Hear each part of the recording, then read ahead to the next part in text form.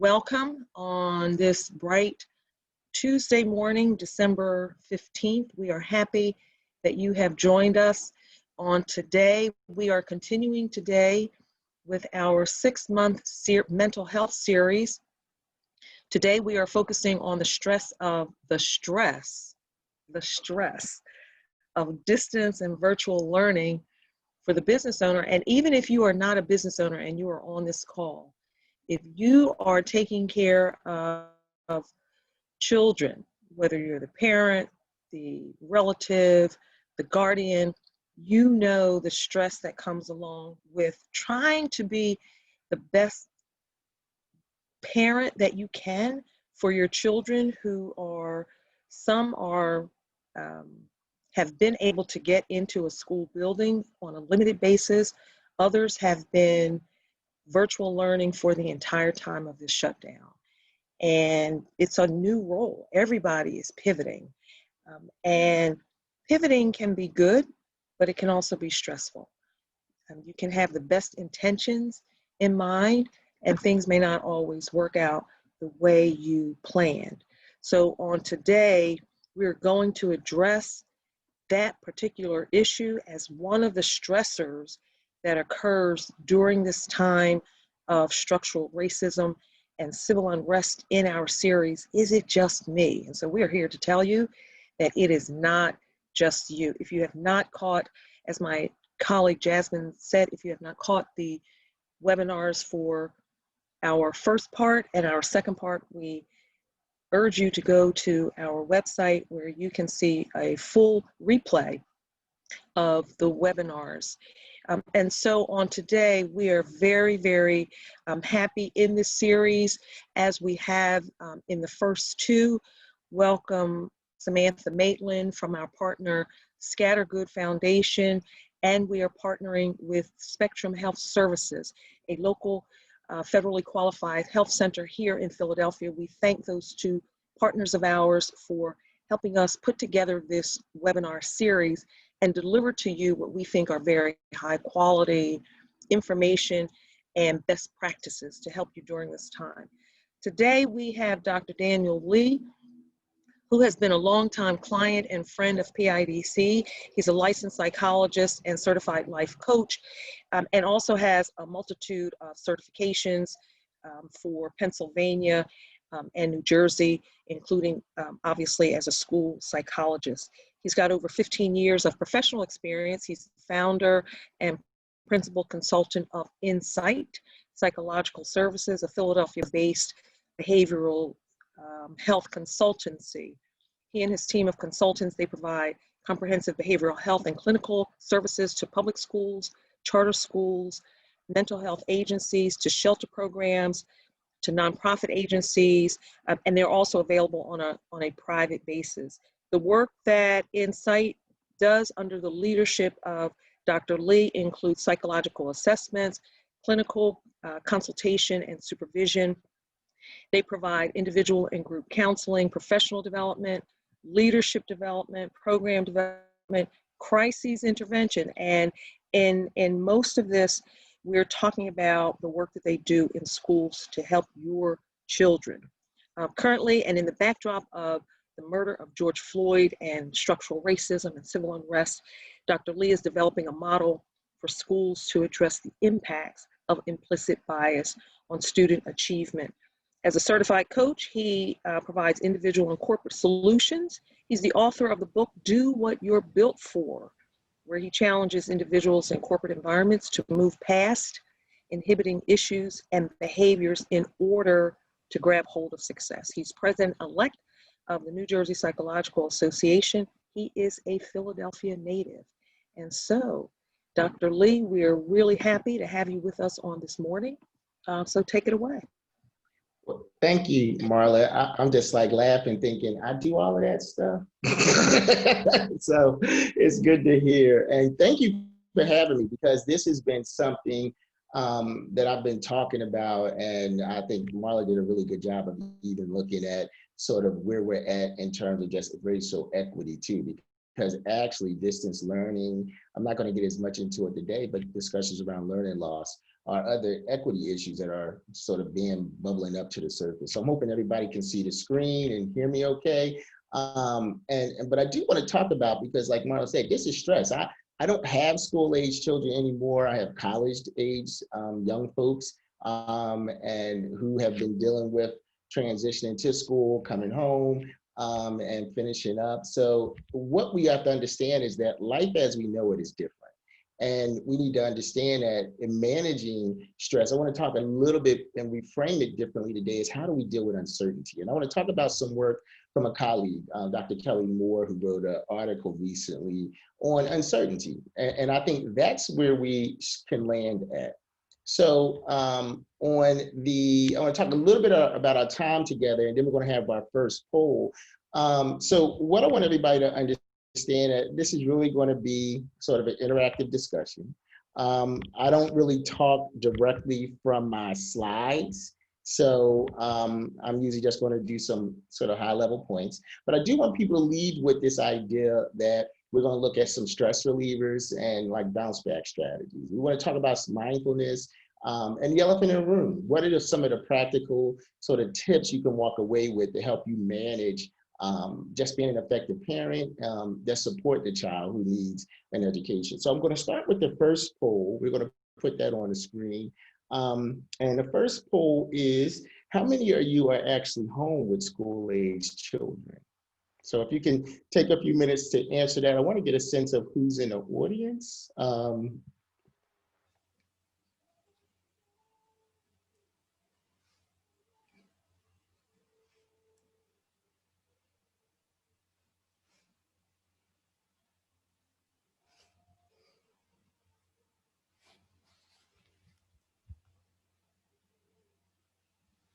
And I'll let folks know, I guess, when we get all the answers in. So I'll pause about maybe another 10, 15 seconds.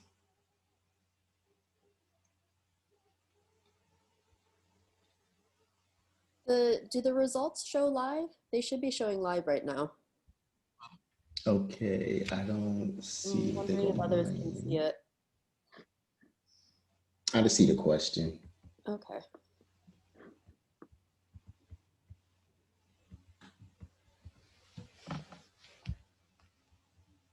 Okay, thanks, Samantha.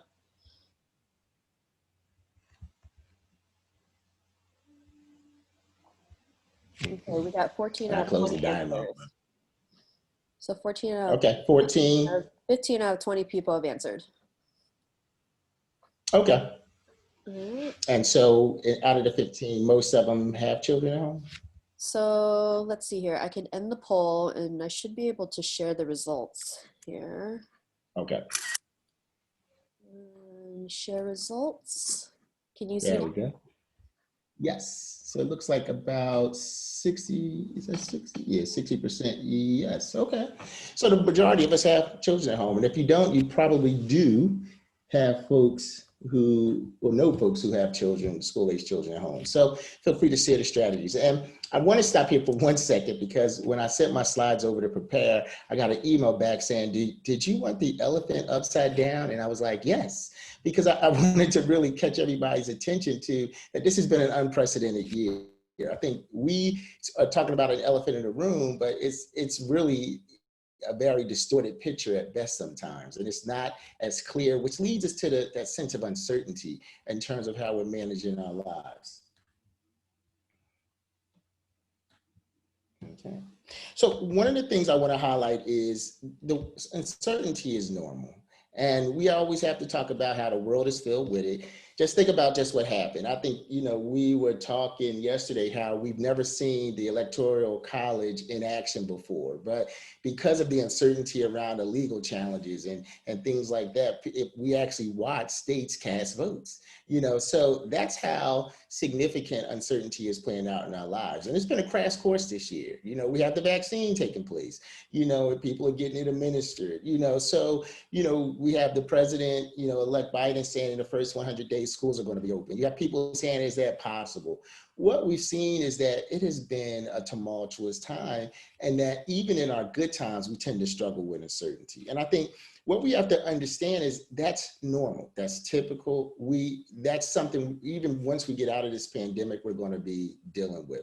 But we also need to understand that what research tells us. And, and I want to, highlight what Dr. Kelly Moore was mentioning. She said, really, it talks about how when people feel more stress when there's a possibility of facing something bad versus when the something bad is certain. And that's kind of what a lot of folks, and I would say, particularly if you're home with children during this virtual learning experience, it's managing all of these possibilities. So it's like, and it's not even to say they're negative possibilities. Return to in-person learning isn't a negative thing, but what people might have the uncertainty about is, what does that mean for my child's health? What does it mean, for my routine that I've established? What does it mean, for managing my child or even my emotional and social health? But we also need to understand too, that as we're dealing with this pandemic, like the research is also telling us that there is a clear link between uncertainty and fear around COVID-19, depression, and anxiety. So we need to understand that these are some of the things that we're struggling with. So it kind of gets us to the point that we do have to think about how we're going to be bouncing back from setbacks and how we're going to be thinking about these strategies, because we also have to help our children grow in this area too, because their lives, which is all of these experiences, are completely out of their control, and they have to respond, and then they're expected to learn. They're expected to manage their behaviors, even as we're managing and struggling with these issues as adults. So I want to go to our next poll, which gets into the idea of how stressed are you having your children and working from home? So we're going to put up that next poll now. And so we're giving you a couple of different choices. Are you no stress, somewhat stressed, very stressed, or just losing my mind?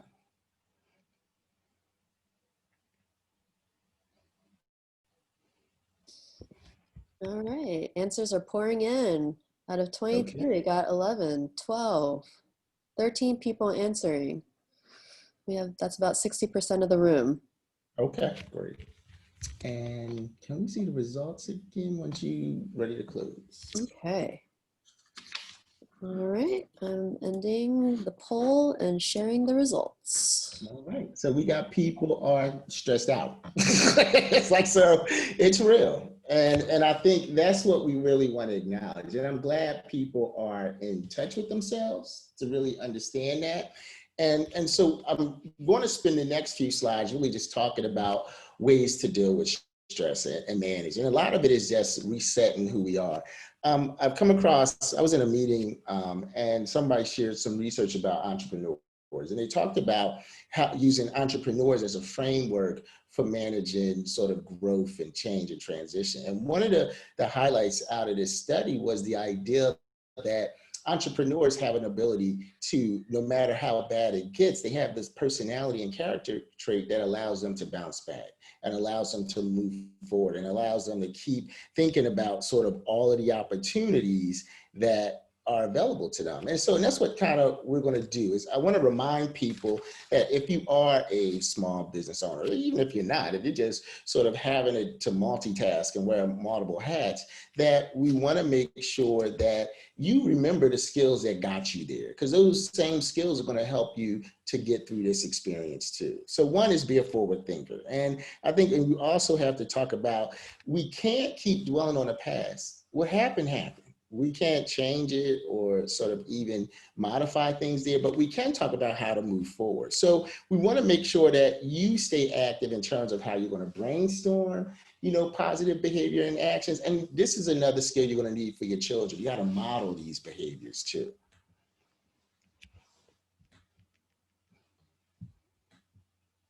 So one of the things that we want to get into is this idea of being active. And I think this is the one thing we can't forget in this process. Managing, and one thing we have to understand is in taking this approach, we understand that being, learning how to manage that feeling of uncertainty is a skill. So we have to understand it's not something that's beyond our grasp or reach, but it requires this emotional intelligence, this idea that we have to grow it within ourselves, but we also have to cultivate it and grow it in our children. And so, and this gets into the notion of how we have to talk about our thoughts and feelings. You can't keep this stuff inside anymore. I mean, it's a whole lot going on. And if you're trying to contain all of these emotions, these conflicting ideals and thoughts without having some partners or some people who are key supporters in your life, then it's going to be challenging. And I think one of the things that I want to keep talking about when it comes to your educating your children, teachers, administrators, school counselors, they're still available and you have access to them. It's just a different way.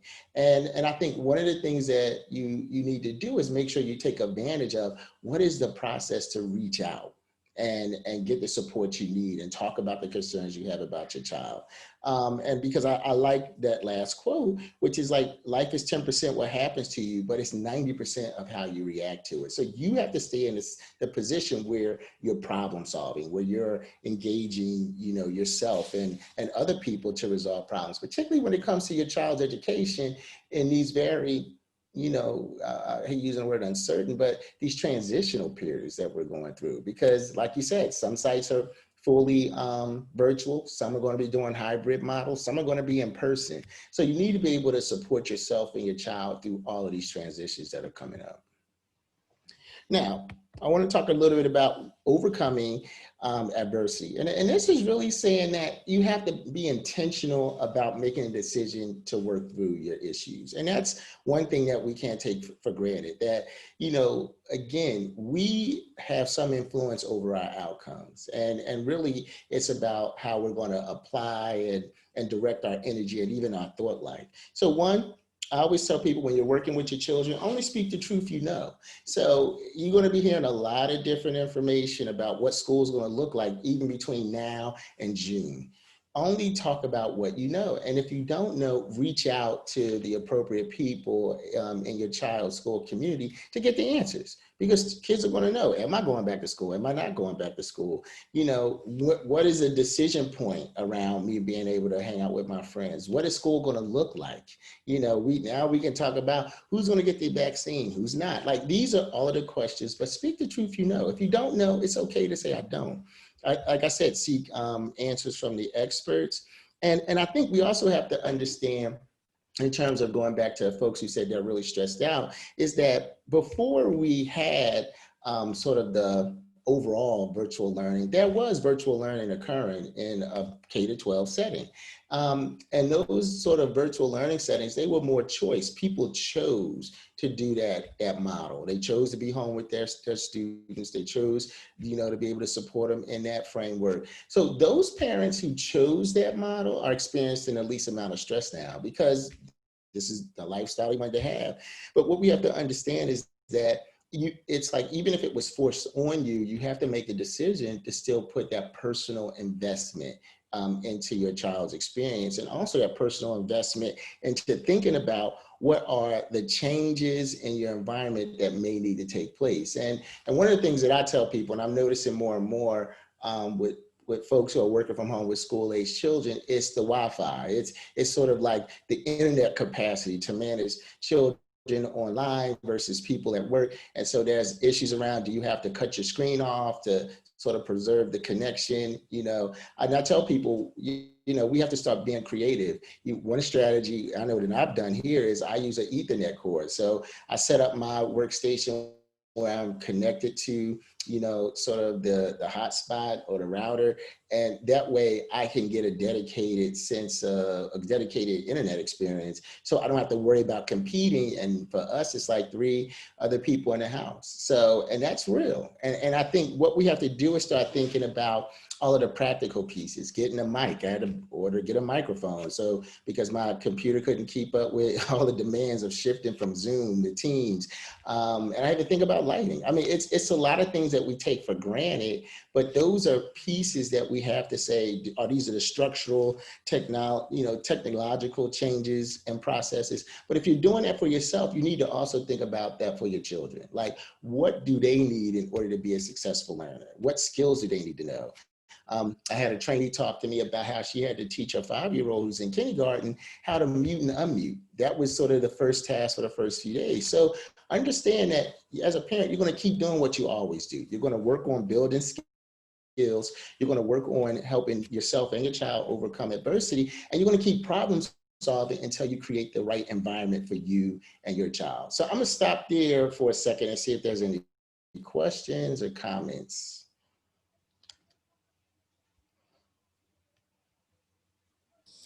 If you do have a question, just raise your hand. There's a raised hand button at the bottom, or type a question into our Q&A box.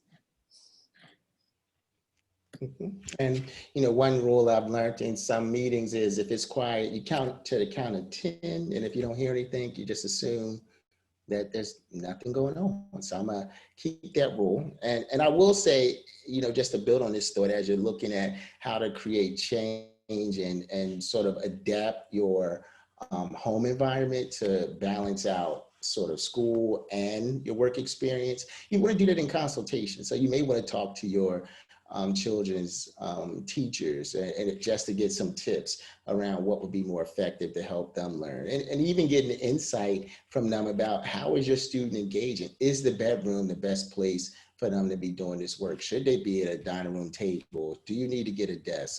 So think about that. And because I think a lot of us had to make some real adjustments in order to deal with the long-term effect of, working at home is nice, but after a while you're working at home. And then we get into those habits. And I think everybody talked about the cover of New Yorker, where they was like, that's me, where top up, you look like you're presentable, but bottom down, it's a wreck. So I think a lot of people are trying to make sure you can balance this out, because we are going to be in this process for an extended period of time. So I want to talk about, trauma, and I think sort of Marlon mentioned this earlier when we talked about sort of racial trauma that folks are experiencing. And if you're not familiar with the adverse childhood experience, ACEs, what we have to understand, this pandemic is a trauma. But what we also have to understand that trauma is not the event. And I love this line, it's our response to the event. And so what we always have to think about, and it kind of sticks with my point about being proactive and engaged. Number one, this is going to be fatiguing. We're not going to sit up here and pretend that it's not. But at some point, we still always have to be in a position to model for our children resilience. And we have to think about those qualities, because they have to bounce back from this process too. And I think if we're sort of navigating both as parents, we're holding the space for two sort of individuals sometimes. It's sort of like the ideal that we have to contain and manage everything about the experience and how it's impacting us. But at the same time, we have to also manage it and sort of contain it and support our children to develop into the schools they need. And so I want to talk a few minutes about understanding the nature of resilience, where we're talking about sort of how we're dealing with, adversity, stresses. And really it's the idea of designing a roadmap, because it's our job to keep adapting to life-changing situations. That's what this experience has been.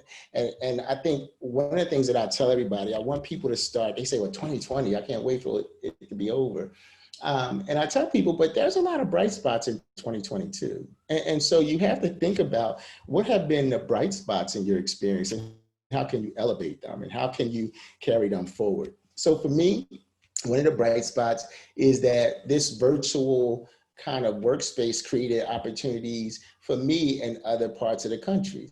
So I'm doing a project in California from my living room. So you can create bright spots. And I think people need to figure out, like, can these bright spots continue as you're, moving forward? We're not just going to walk away from them, that we'll find a way to maintain them. And that kind of gets us to the core components of resilience. So you want to make sure that you build connections. And from a school context, again, I want to bring it here that you really need to develop and prioritize what relationships in your school community that you need to be connected to. And that's not just with teachers and counselors and administrators, it could be other parents, because you need to figure out how we're going to create a community that's going to be kind of in your social bubble, so you can allow for those opportunities for connection in a very safe and healthy way. But at the same time, what are those supports where you could talk to somebody who understands sort of what you're going through, and what strategies, solutions, and ideals that can you work together. We want to talk about wellness. I think the idea that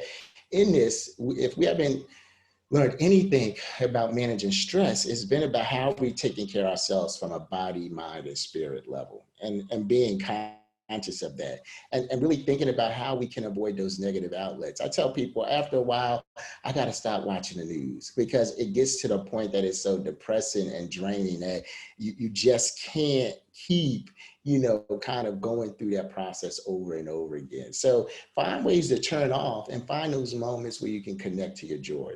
Find your purpose. You want to help others. You want to be proactive. Again, stay in the driver's seat of your life. You want to make sure that as much as possible that you are being, engaged in good outcomes in your life. And then set some goals. And I think some of the things that we have to think about is, what is the goal? I think part of, as a parent, we have to think, what are the expectations we want for our children as they go through this process, but even what are they going to take as they go away on the other side? So some of that is going to be like, hey, what are the skills that I need? I think some of our children are probably more independent than ever. So we might want to keep cultivating that sense of autonomy and independence. Some of our children might be more flexible than what we thought. So whatever those areas that surprised you, where you're like, hey, they really sort of figured something out and showed me something different about myself, keep promoting that.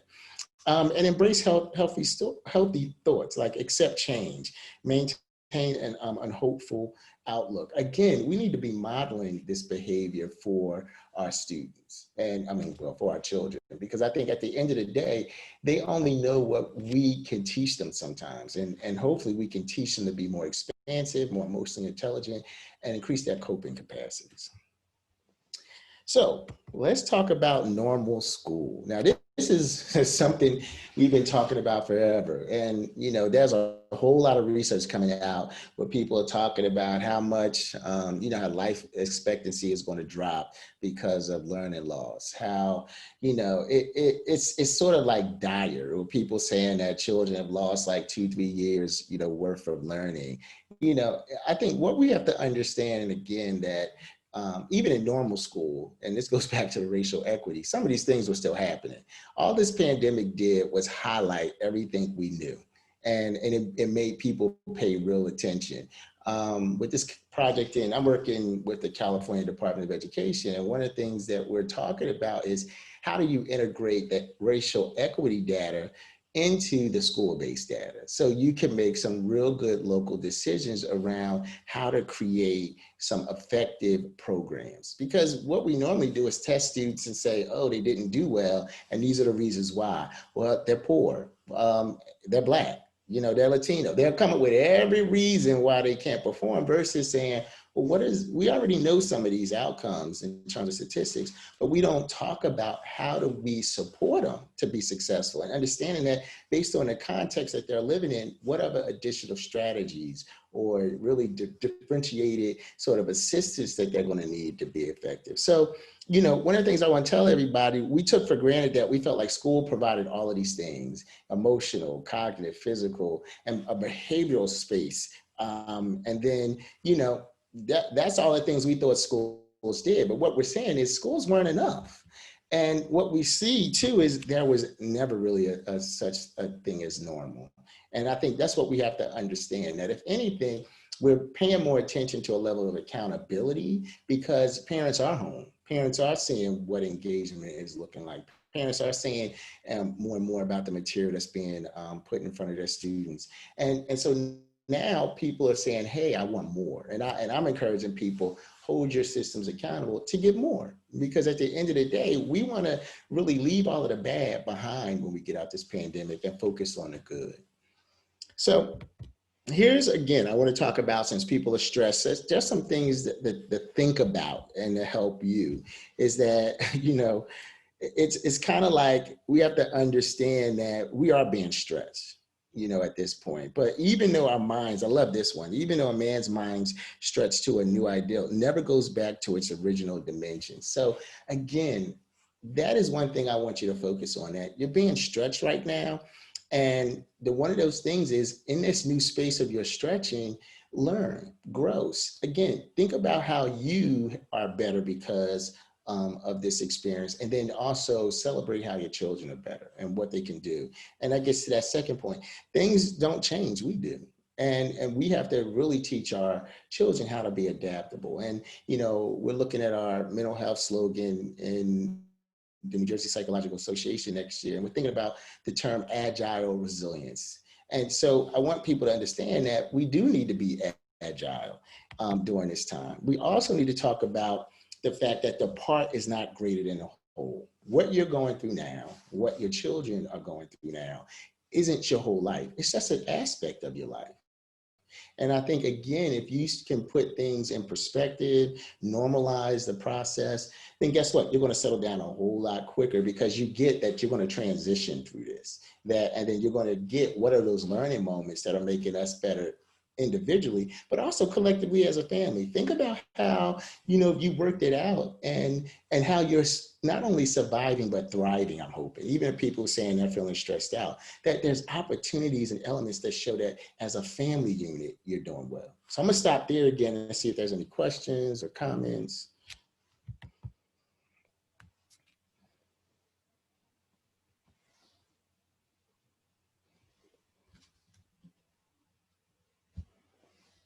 Okay. So I'm going to go on to another strategy to think about. Happiness is a choice, and it's not a matter of genes or good luck. I think one of the things that you have to think about is every day you have to approach this experience about how am I finding joy, and I think that's something that if you're a parent, your children are going to be looking for those opportunities and moments. And at some point, you're going to have to find ways to create them, not just for you, but for your family.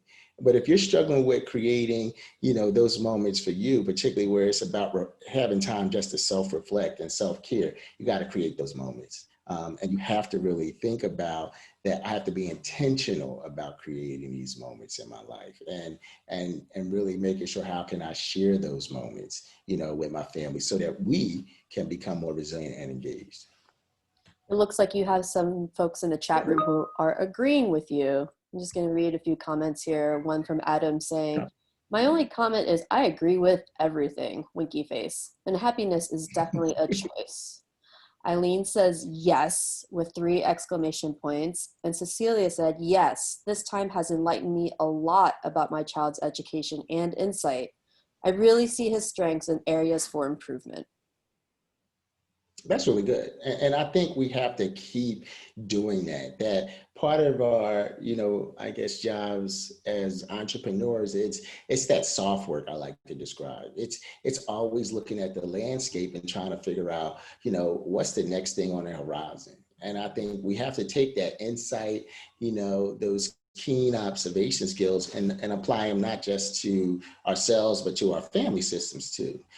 So I really appreciate those comments, because we do want to understand that as much as it's going to be a roller coaster of feelings, we need to acknowledge your feelings.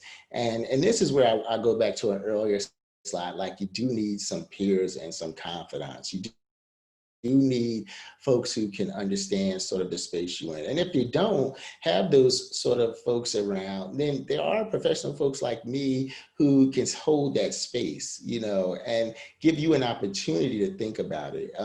People have talked more and more about how employee assistance program services, have risen, and how we had to think about that. I've talked to folks, particularly in leadership positions, in terms of how they have their own sort of special need around, because they're managing sort of the stress at a lot of levels. They're managing sort of whether it's a board or their senior level team decision-making processes and having to own that, but they're also having to manage, their staff. And in addition to their own personal lives. And so leadership during this period is really being taxed. And I think we need to acknowledge that. So, and there's another one I think you can do. So if you say happiness is a choice, then I think you'll agree that either you can drive yourself crazy or you can drive yourself happy. And I think part of this is really thinking about the idea that I look at the definition of driving yourself crazy of really going into the day or managing systems without a plan, that you're in a very reactionary mode and you're not really thinking about how you're going to sort of engage the process you're really responding to. And I would say that's a bad place to be in a pandemic because there's a lot to respond to. We don't have enough time or energy to respond to every situation. So we have to learn to prioritize, we have to learn to delegate. And we have to learn to seek support when necessary. So those are all key strategies that we need to think about. Excuse me. Now, I like this one too, think like I'm lying. And I do want to give people sort of a moment to think about this, is because we have to also understand that if you're in a space of being stressed out, you have to talk about how you can contribute into that stressed out moment. So it can't be everybody else's fault. It can't be the kid's not listening, the teacher's not paying attention. It can't be, the deadline is tomorrow and I just can't get it done. It has to be more about, all right, what can I control and how am I contributing to this? Because that's what's completely under your power. So you always have to think, and I like this, is how you have to start adapting to other people's viewpoints, but you also have to understand that as you're sort of making these negative contributions, maybe to a stressful situation, how do you unplug from that? And how do you revamp? And again, I would say if you can't do it by yourself, have that confidant that appears. Seek support, whether it's a coach, a therapist, or someone. Get what you need in order to break the cycle. Because if you keep staying in that cycle, you're not going to be able to transition or move. And so again, and what we want to do is we always want to create as many experiences as possible that are going to create resilience. You really want to grow and develop and cultivate that in your life. And again, since we're talking about your children, and the work they're doing, you have to grow it in them too. And again, resilience can be learned. It's not a genetic process where only certain people have it. We can model it. We can help our young people sort of figure it out. We can encourage it. So think about that as you're planting those seeds, how you're going to do that. And if you are getting tapped out, so I always want to focus on you, because as a parent, remember, you're giving in two different ways, to yourself and to your children. But if you're getting tapped out, find ways to rejuvenate yourself and build on that. Now, we're going to do our final poll before we sort of get into some other strategies. So the next poll is going to be, it's a question around, do I consider myself a problem solver? So think about this. Do you consider yourself a problem solver? And we'll put that poll up in a second.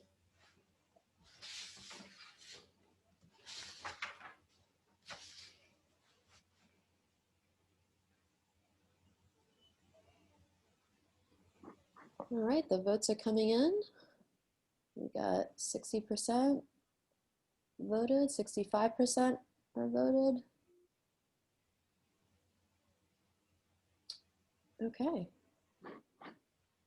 Not 70%, nice. All right, and 30 seconds are up. I'm gonna end the poll and share. All right, well, everybody, all right now.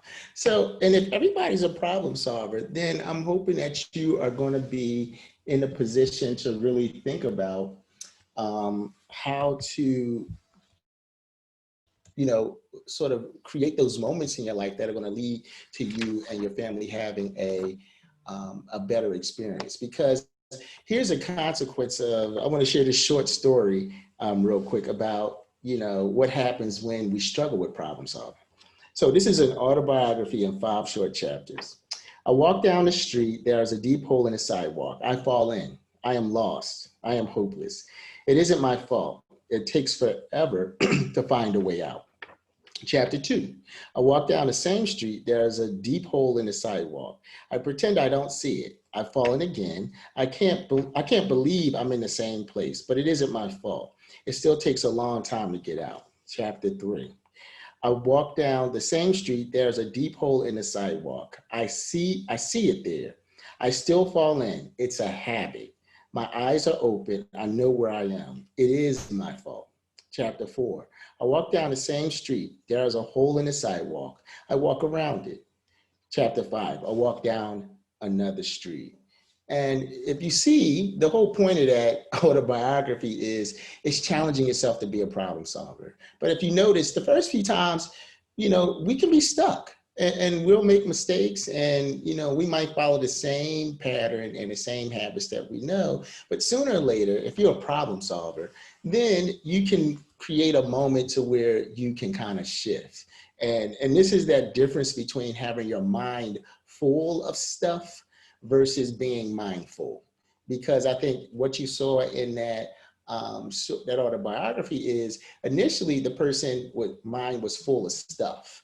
And then as the person became more mindful, then they were able to make better choices and decisions. And that's going to be the challenge for everybody. It's not just if you're a parent, it's going to be a challenge for everything that you're doing. So I really want to just talk about just some quick practical tips, because we really talked about some real high level stuff, because it really is that. It's really, how do we deal with uncertainty? What skills is it going to take to shift us from being uncertain to feeling grounded and being more proactive in our lives?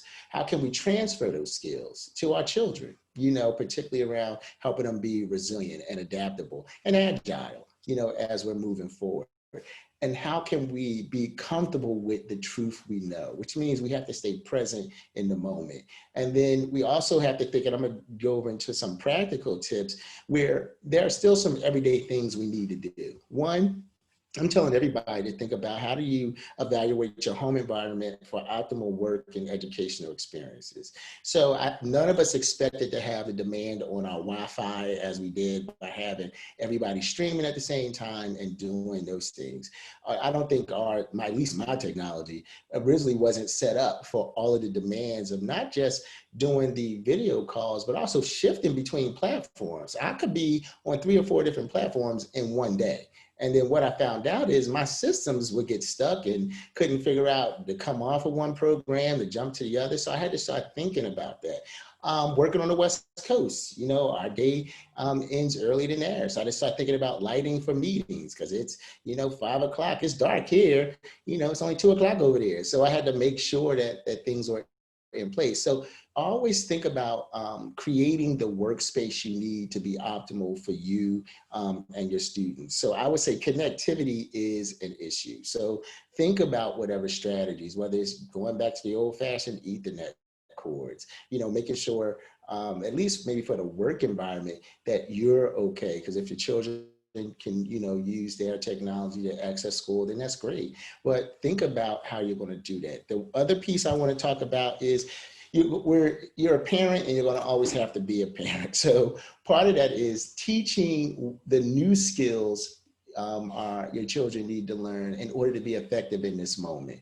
A lot of it is going to be independence. It's going to be, how are you going to hold your child and your teacher in the school accountable, where you have to monitor performance and talk about what that means, and take advantage of the fact that you can do Zoom meetings with a teacher. You don't have to drive into the school for an appointment, or you can email, you can set up opportunities for chats. However way you need to do it, stay connected, and do it in a way that makes sense for you and your student.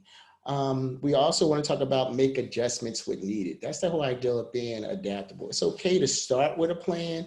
It's okay to test a hypothesis with that plan. And it's okay for that plan to fail and say, okay, well, that didn't work out.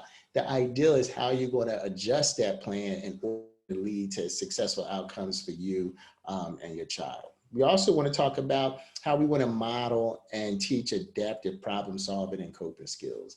We have to be the examples that our students, I keep saying our students, our children need. And I think that's kind of one of the things that we need to sort of pay attention to, is that in this time, if we're modeling the anxiety, the uncertainty, fretting and kind of really feeling overwhelmed, our children are saying this. And we need to say that, hey, I can have these emotions. It's okay to be anxious. It's okay to be frustrated. At the same time, we have to show them what to do with those emotions. I tell people emotions are neither good or bad. They don't have a value. They just speak to us and they're trying to tell us something.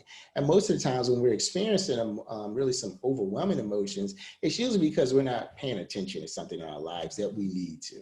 So the other piece I would want to talk about is you may want to think about not just individual mindfulness activities, but what are you doing as a family? And I tell people that the one thing I've been enjoying, and I got into this habit early on in the pandemic, is just taking walks. And so I do a 4-mile loop pretty much every day. And I was doing that so much, my wife joined along. And so sometimes my daughter joins in. But it's one of those opportunities where it's good just to shake off the day.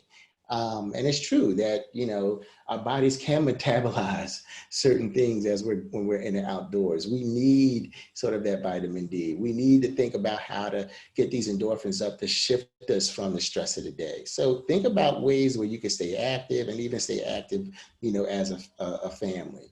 And then I would say create structure.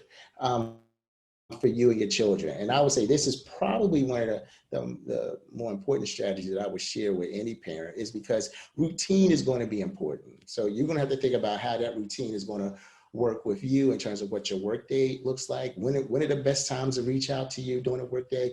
Are you working with your system and let them know that you may have to jump off here and there just to settle your children down or to check in on them? Create the structure and a routine, and it's on both sides. So it isn't just in your home environment, but it's your work environment, that you create the balance that makes sense for you, your work, folks, as well as your children. And once you get into that rhythm, people start adapting, which gets me to my last point. It's a team effort. You have to understand that you cannot do this by yourself. And one of the things I would tell you to do today, if you don't remember anything I said, is that find support. Seek support, maintain that support, and make sure everybody is helping you work through a plan that makes sense for you and your family. So any questions and thoughts, and then I'm gonna talk a little bit about resources. So I'll stop there to see if there's any questions, comments.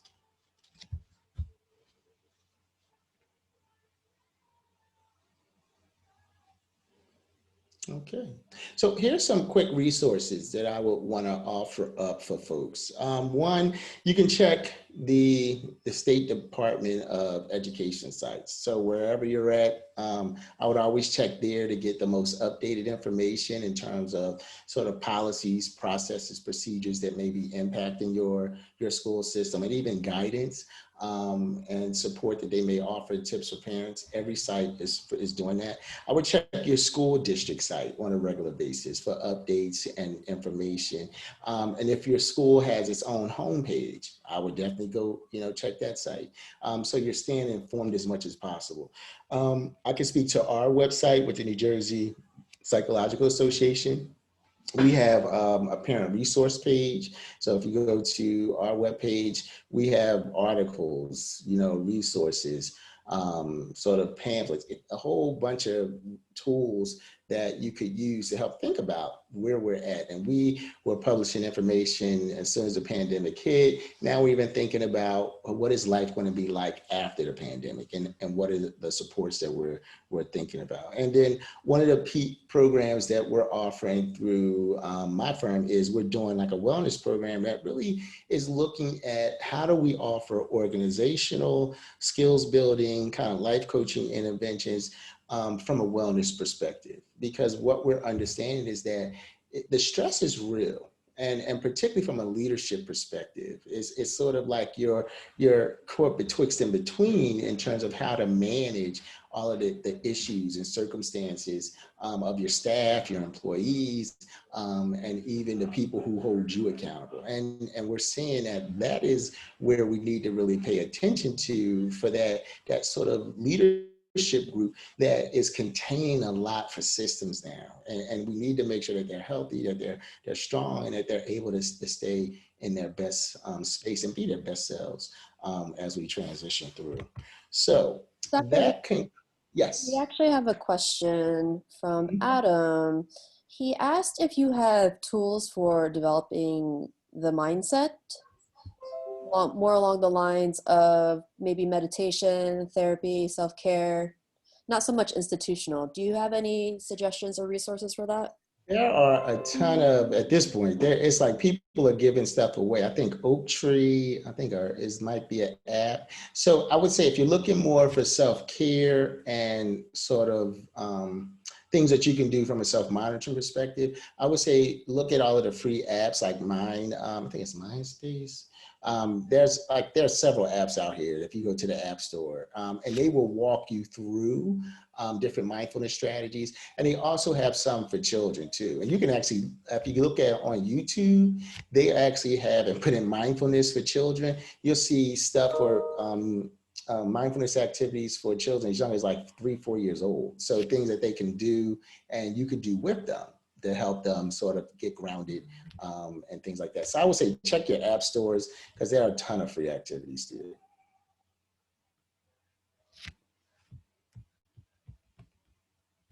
Okay, we also have,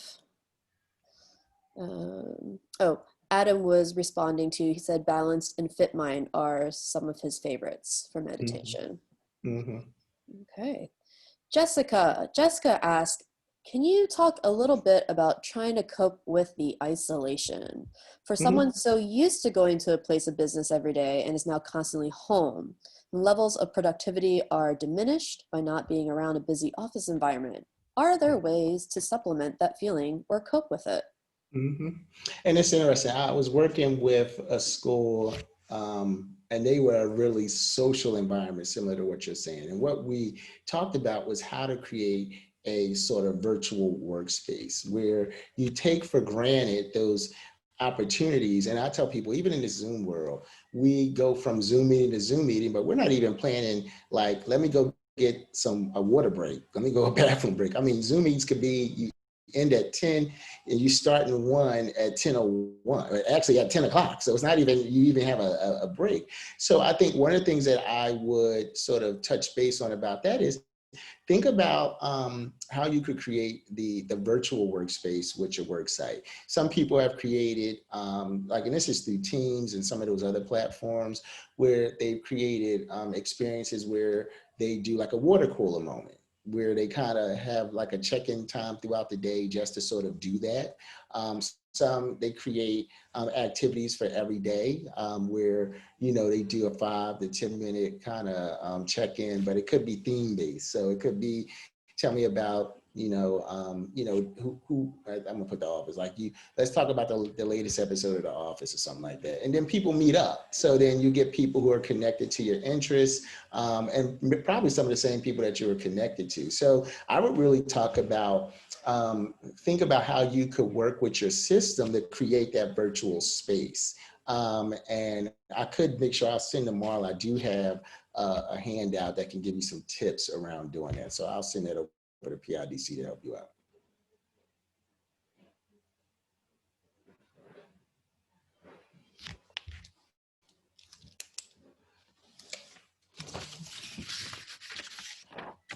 Oh, and I do want to say the other thing about isolation, and just to maybe close this thought out, is that we shouldn't confuse isolation with social disengagement.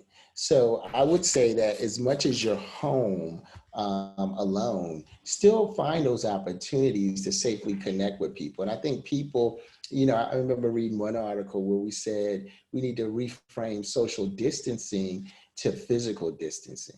Because I think when people kept hearing social distancing, it meant that I have to, sort of socially isolate. That's not what the intent of the word was. The intent was really saying, are you physically in a space that you're safe when you're in contact with someone else. So I would say even think about that in terms of making sure that you can connect to people, but just do it safely.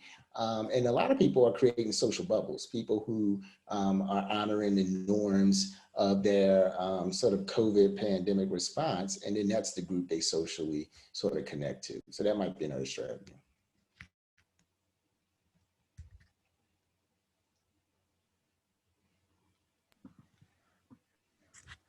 Any other questions? This has been good, Dr. Lee. We still have 7 minutes, and we want to make sure that anyone who has a question or comment, if you just use the raise hand function, we will unmute your mic and you can ask Dr. Lee live.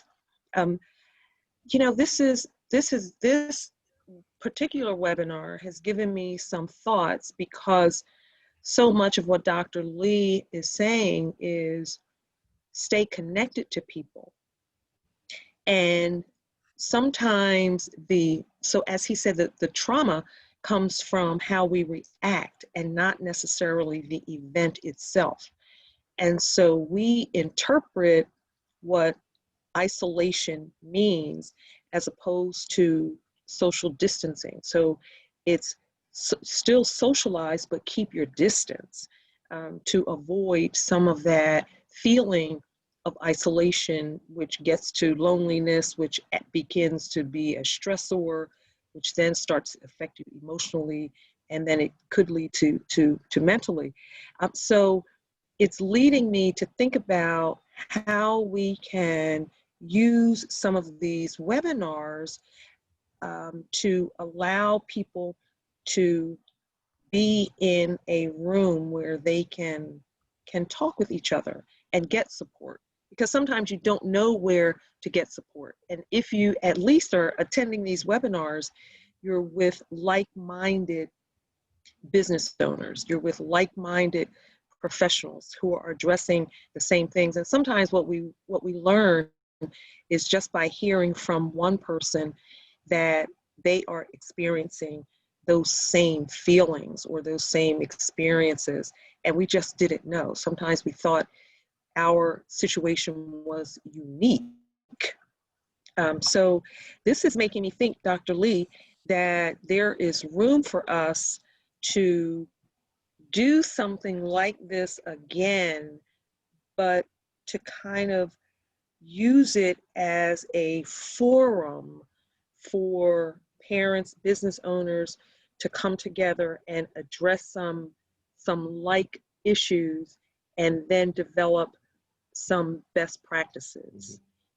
So what do you think about that? What do you think? So the people who are still on the webinar, what do you think about that? Cecilia just put some, I'm sorry. A comment and a question in the chat box. Yep, go right ahead. Okay, I will read the comment first and then we can read and answer the question.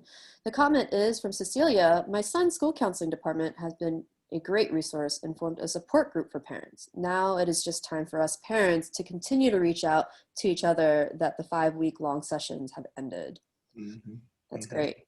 Mm-hmm. That is good. And then the question from Rebecca is, what resources are you recommending for people who have to balance modeling leadership at home and in our companies? Besides confiding in others, it has been a huge challenge to be a leader at my company while I'm optically working from home for my child. Mm-hmm.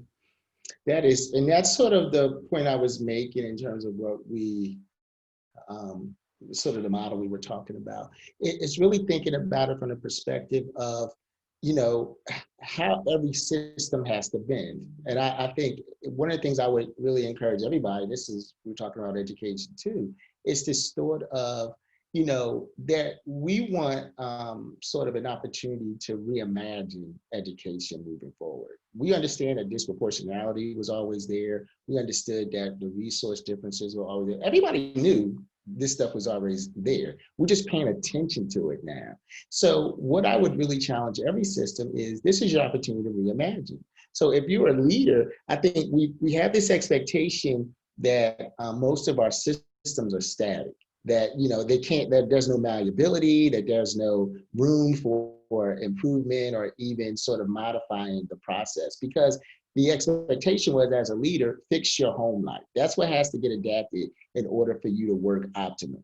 So one of the things that I'm really challenging folks is we have to push back on all of these systems. It's not just your home life is the only part of the system that has to adapt and get modified. It's what about the workplace that has to get adapted and modified?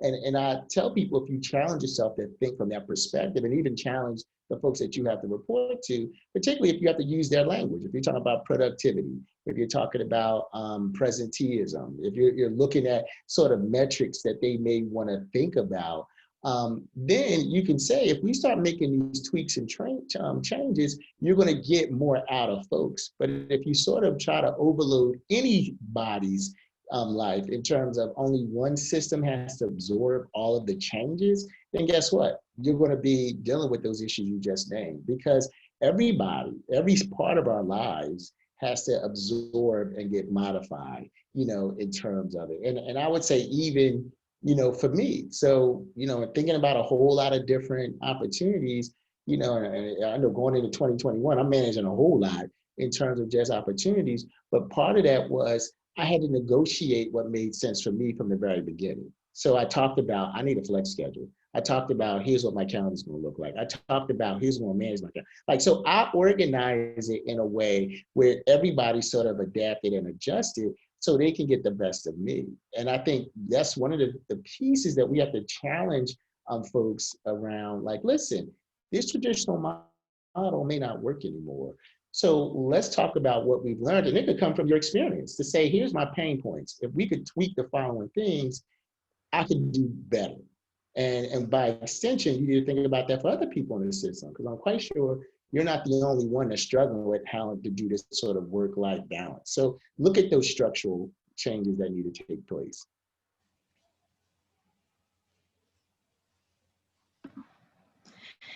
This is good stuff. This is good stuff. And I know for a lot of us, this is new information. Samantha, I want you to jump in. So here's Samantha Maitland from Scattergood Foundation. Samantha, unmute yourself, please.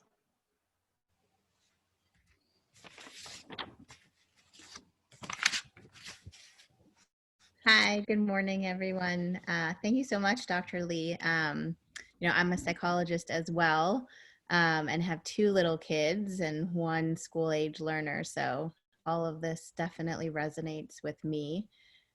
So it's great, you know, great to hear it. I think for me, the reality of December that we're going to start 2021 still at home has also helped me reevaluate what the next 5 months could look like. It's no longer getting through month to month. So I think for those of us who are also trying to think through, you know, we started the school year maybe with, okay, we can do this for a month or 2 months. Well, we're probably going to do it for a year. So I think for me, making new plans, you know, saying to myself, what can the next 5 months, and having actually just this time in the last hour was helpful to me to think through that, you know, what we can look like in January. So thank you so much. And for everyone too running businesses during this, I can just only imagine how stressful it is. So I want to thank you for all of your tips. I agree. Thank you. We also want to thank you, Samantha, and of course, as I put in the chat, Samantha's our partner with the Scattergood Foundation and Spectrum Health Services in helping PIDC, partnering with PIDC to put together this 6-month, 6-part mental health series. Next month, now remember, we are on the 3rd Tuesday of each month. And so next month in January, that's going to be Tuesday, January the 19th. And we are presenting wellness strategies for your employees. I know someone asked about wellness strategies. We're going to go through a lot of that information in January. And I think there is a continuum, if you will, between part 1, part 2, and now part 3. So there are common themes that you are hearing from these mental health, behavioral health professionals as we're going through, particularly through this time. So we purposely titled this series, Is It Just Me? And again, we are here to tell you it is not just you. The data supports that these issues that are being raised, the feelings that you're experiencing, it's real and it is not just you. And so all of these webinars are designed to tie in together to identify some of those stressors that are most prevalent right now and to provide you with some guidance from the professionals who are going through this, working together, collaborating, coming up with some of the best practices to assist you during this time. So on January 19th, 2021, we're going to transition out of 2020 into 21, and we're going to offer on Tuesday, January 19th, wellness strategies for your employees. And that's going to be for you too. So someone mentioned about the role of leadership as the owner of the business and as the parent. So these wellness strategies are going to be for you, for your family members, for your employees. So we encourage you to please register for that particular webinar. Dr. Lee, any parting comments? Well, Someone said even your voice is calming and reassuring. You know, as I said, Dr. Lee has been, PIDC had the good fortune to work with Dr. Lee for a long time. And so we are very fortunate that he was available to work with us on today. And we certainly look forward to figuring out some other ways, Dr. Lee, that we can partner to continue this conversation. Because even though this series is on a monthly basis, people are living their experiences day by day, hour by hour, moment by moment. I had a colleague just the other day he and a few other parents have put together a little pod with 5 or 6 preschool or pre-kindergarten students, and they have a teacher's aide who comes in, but someone had been exposed to the virus and they had to react immediately. And so from one moment to the next moment, the parent, my colleague, wasn't available until they had figured out what was happening. And so we're meeting once a month, but business owners and parents are experiencing these challenges every single moment of the day. So we thank you, Dr. Lee. Look forward to figuring out how we can expand something from this, be able to touch our clients and the general marketplace who are parents and be a resource.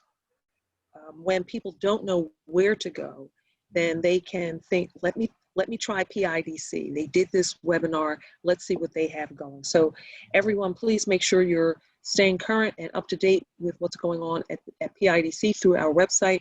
We also thank Jasmine for the outstanding job she does in our social media marketing. So you'll find us on Instagram, Twitter, Facebook, and then of course, thank Quinn for managing all of the technology, and she makes sure that all of these webinars you have available as replay on our website.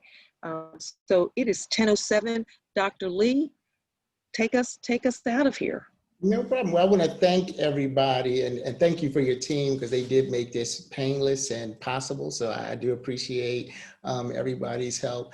The one thing I would want everybody to leave with is to really find your joy, you know, even in this season. And I think that's one of those things that as you're going throughout your year, and I know we're going into that season of reflection as we're heading into the new year, but I would really challenge people to take a moment to find the joy, find all of those bright spots, all of those moments. And it's not just personally, but even if you're a business owner and professionally, think about what you can carry forward into the new year to create new possibilities for you and hopefully for your family. So I want to wish everybody a great holiday season and a blessed new year.